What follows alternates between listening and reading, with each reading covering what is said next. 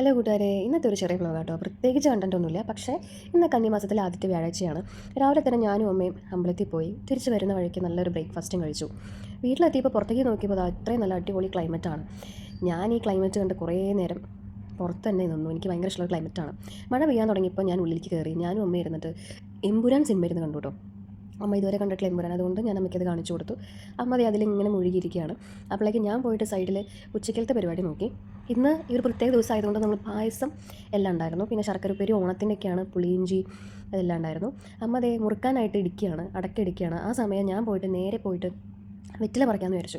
എനിക്ക് വെറ്റില നോക്കി പറിക്കാൻ എനിക്ക് ഭയങ്കര ഇഷ്ടമുള്ള പരിപാടിയാണ്. ഞാൻ അതിൽ ഭയങ്കര എക്സ്പെർട്ടാണ്. വെറ്റില പറിക്കുമ്പോൾ അതിന് കുറച്ച് രീതിയൊക്കെ ഉണ്ട്. അതൊക്കെ നോക്കി ഞാൻ വെറ്റിലയൊക്കെ പറിച്ചു.